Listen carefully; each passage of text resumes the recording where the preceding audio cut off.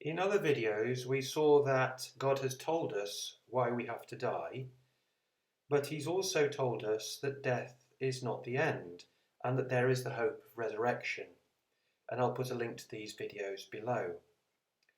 So we'll come back from death to take part in actually a new world order.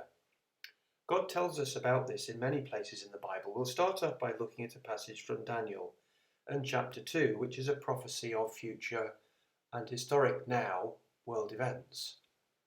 And we can read there that in the time of those kings, the God of heaven will set up a kingdom that will never be destroyed, nor will it be left to another people. It will crush all those kingdoms and bring them to an end, but it will itself endure forever. So eventually there is going to be a time when the current governments are going to become a thing of the past, and this is going to be replaced with a new kingdom run by God. And in the book of Isaiah, we're given several pictures or glimpses of what this future kingdom will look like.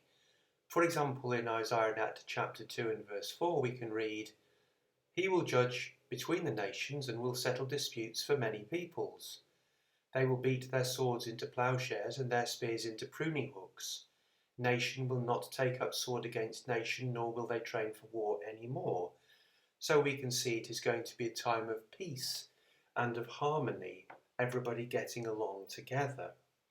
Equally in Isaiah and at chapter 35 and starting at verse 5 and reading through to verse 6, we can read, "Then will the eyes of the blind be opened and the ears of the deaf unstopped. Then will the lame leap like a deer and the mute tongue shout for joy. Water will gush forth in the wilderness and streams in the desert."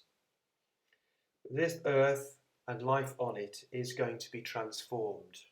No more fighting, no more pain, no more suffering, no pollution, no worries about climate change. What a wonderful world to look forward to.